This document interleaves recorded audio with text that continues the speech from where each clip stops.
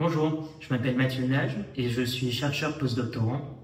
Aujourd'hui, je vais vous présenter mon projet de thèse qui a été réalisé au sein de l'équipe de biologie computationnelle de l'École des Mines de Paris et l'équipe de biologie des systèmes de l'Institut Curie, en collaboration avec une équipe qui travaille sur la mucoviscidose à l'Institut Necker Enfants Malades à Paris. La mucoviscidose est une maladie génétique bien connue. Elle est causée par des mutations génétiques sur le gène CFTR qui code pour la protéine du même nom. Lorsque le gène CFTR est muté, la protéine CFTR est dysfonctionnelle, voire même absente.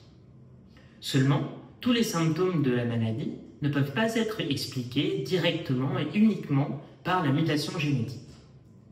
L'hypothèse de mon projet de thèse est que les symptômes de la maladie ne sont pas expliqués seulement par le dysfonctionnement de la protéine CFTR, mais par un réseau de protéines qui interagissent entre elles et avec cette CFTR au sein de la cellule. C'est alors les dérégulations de ce réseau qui provoqueraient l'ensemble des symptômes de la maladie. L'objectif de ce projet est donc d'identifier les acteurs de ce réseau, c'est-à-dire les partenaires de CFTR, de reconstruire ce réseau avec toutes les interactions entre ces protéines et d'analyser ce réseau pour éventuellement identifier des cibles thérapeutiques. Pour construire ce réseau, nous nous sommes d'abord intéressés aux patients porteurs de la mutation F508del, qui est la mutation la plus fréquente de la maladie.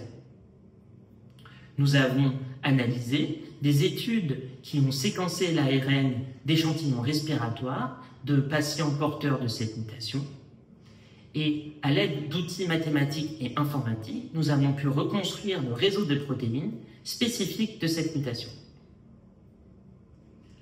L'analyse de ce réseau nous a permis d'identifier 8 protéines qui sont en quelque sorte des ponts entre CFTR et les symptômes de la maladie. En l'absence de CFTR ou lorsque CFTR est dysfonctionnel, les interactions entre CFTR et ces protéines ponts sont alors dérégulées et ces protéines seraient alors à l'initiation des dérégulations menant aux symptômes de la maladie. La portée de ces résultats est double. Premièrement, on peut espérer améliorer le traitement des patients porteurs de la mutation F508del, car parmi ces protéines, certaines sont déjà cibles de traitement ou de molécules pour d'autres pathologies. Mais la portée est aussi méthodologique. Nous allons pouvoir reproduire cette méthodologie sur des analyses de patients qui ont des mutations plus rares et qui ne sont pas éligibles à la trithérapie actuelle. C'est d'ailleurs cette voie que sont en train d'explorer les équipes de recherche où j'ai fait mon doctorat. Bien sûr, ces résultats préliminaires sont issus d'analyses computationnelles et nécessitent des validations expérimentales. Je tiens à remercier Vaincre la mucoviscidose et Blanche pour Vaincre la mucoviscidose qui ont financé ce projet de recherche et je vous remercie de votre attention.